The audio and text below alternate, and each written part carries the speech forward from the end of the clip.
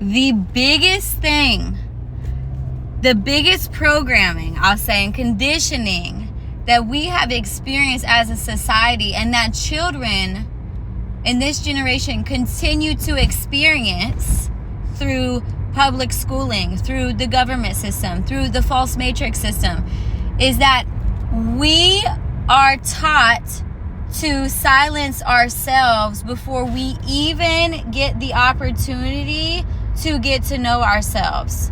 Because it is through expression that we gain confidence in who we are, that we really get to know ourselves deeper, that we can connect with others that truly align with us.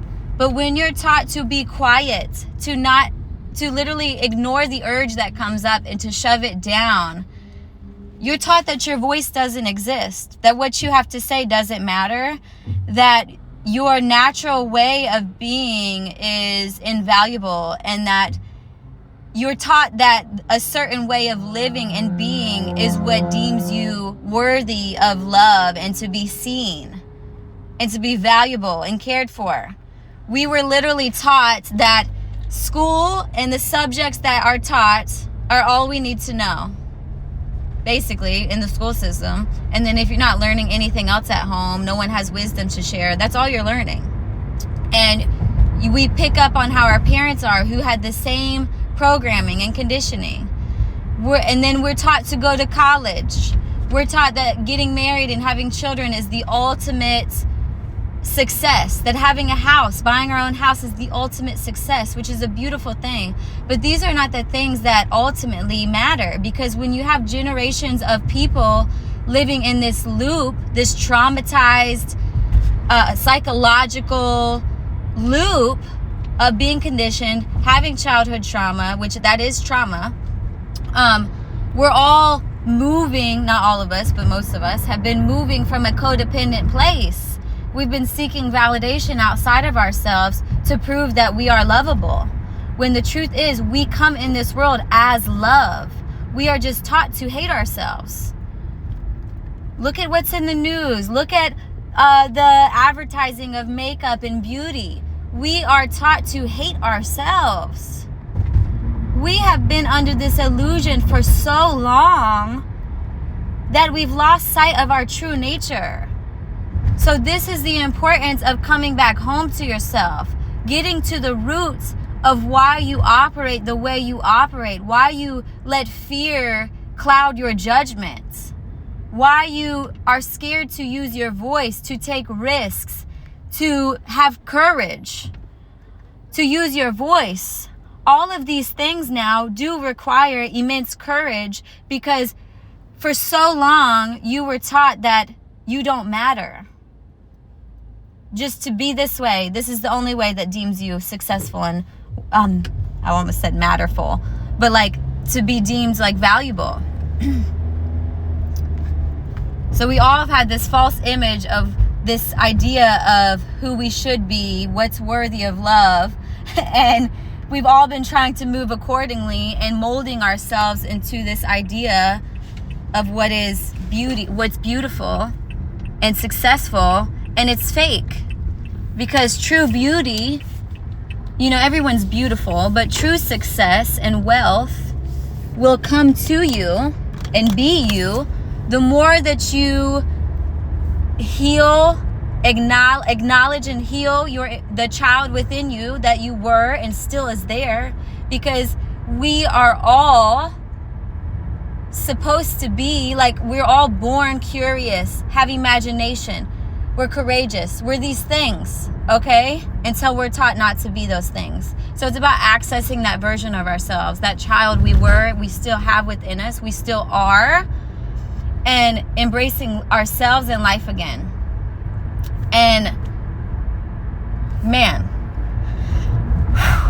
it's deep. And the more that I've really allowed myself to access joy, even in the midst of hardship, the more that I've allowed myself to be playful, to not take everything so seriously, I can see the wounded inner child in all people. And I can also recognize the things within myself, certain things, like I'm singing and I'm like, wow, I was taught to silence this. You know, there were people that said my voice sounded nasally and like it wasn't good. And then in turn, I silenced myself. Not even giving me a chance to exist as I was or compliment me, because I needed that at a very young age, but instead pointing out what was not deemed acceptable or beautiful. And I internalized that. And then now I'm just now singing. I've just been singing again, something I was passionate about when I was young. And I'm like, wow, we were silenced before we even got the opportunity to express ourselves. Like, that is deep. That is so deep. And this is why, you know, when our children, if we have children, express themselves in certain moments with their emotions, we become very overwhelmed, or like we feel like we cannot handle it, and we try to suppress their emotions. And the awareness there is that we didn't have spaces that allowed the fullness of who we were to exist without shutting us down.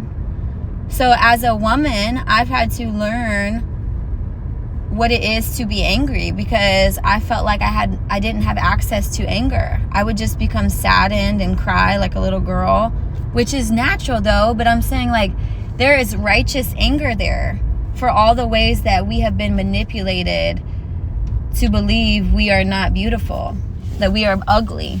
I don't even like that word, but that we're not, basically, you know, and there's a righteous anger there. And you know, when you realize all the experiences that you have put yourself through because you didn't know your worth, there's anger there, you know, so you have to learn to transmute it. There's anger there for the people that you allowed around you, what they did, the energy they put into your life. There's anger there.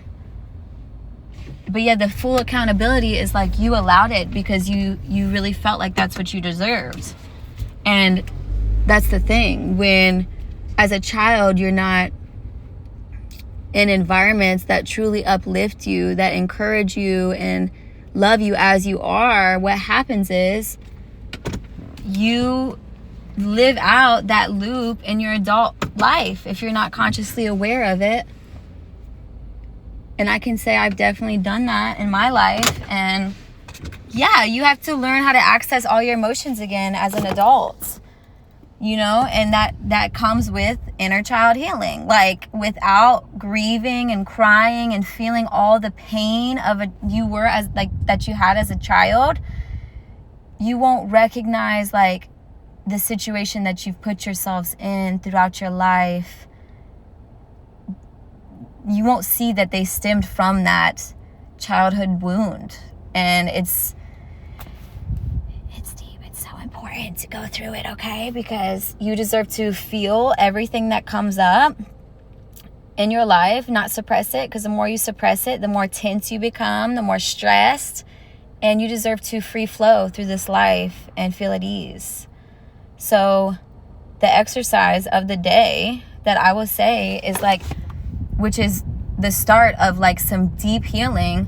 So if you're ready, really imagine yourself as a child in some of the moments that scared you around your parents or whoever, your caregivers, whoever you were around, or that you felt very unsafe in, and allow yourself to feel that again. Like, literally imagine it, allow yourself to feel it, acknowledge the feeling out loud, and allow yourself to go through that process.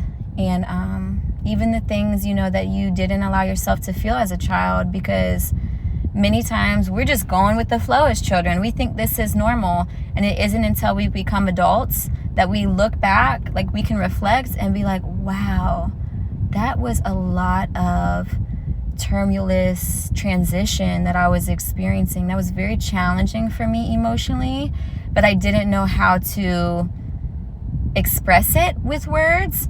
And then also you think it's normal. So it's like now you can reflect and be like, that really negatively affected me and how I showed up in this world throughout my life. And you can cry those tears and feel the pain in that and the anger, whatever comes up And it's so freeing. It can feel painful, but as long as you remember that that emotion is temporary and you do not hold on to it, you allow it to flow through you. You can write about it, sing about it, talk about it, however much you need to get it out to where you're no longer crying about it. That lets you know there's true healing there. When you can really talk about the experience without so much anger and like pain around the experience, you know that you have healed through it, and it's just part of your story now. It's not chaining you, basically. But if there's still anger there, there's still things there that lets you know that there's still something there that you need to acknowledge and heal through somatic exercises, through whatever it is. Like, take a boxing class. Do things that help you get it out. Talk to the very people that have harmed you. Let them know everything about how it felt, how it affected your entire life, why you moved the way you moved, and let it be that. Don't look for a response. I mean, many times we do, though. We want some validation of our experience, but remember that your validation is the most important, because sometimes the very people that harmed us the most won't be the ones that validate it. They may deny it. They may deny the impact because they're trying to protect themselves, their image, how they feel. They don't want to admit that their actions harmed somebody because that may not have been their intention. And it's like a self-protective mechanism, because taking accountability takes a lot of courage. It can be very painful, and you have to go through self-forgiveness, and some people aren't ready for that. So just do it for yourself. If you feel that urge to reach out to someone, and let it be that. And then with their response, you may have to cry some more. You may have to go through this process again of like grieving the relationship you thought you would have because you expressed this. Like, sometimes we have fantasies, like we idealize, things getting better, but we have to stay present and allow the experience and the reality reveal what is actually true and move accordingly, and not idealize a future that doesn't exist yet. So I also saw something that says the potential you see in others is what you would do. It's not them. So remember that. We see potential in people because we're like, oh, their highest version of them would, like, I feel like they'll get clarity, they'll do this, they'll do that, and then everything will be beautiful. But the things that you see in other people, that potential is what you would do. So remember that, okay? And just focus on being as present as you, like literally as present as possible with the people, with the situations, with your life, and allow the reality to reveal what's true, okay? Everything else will reveal after that.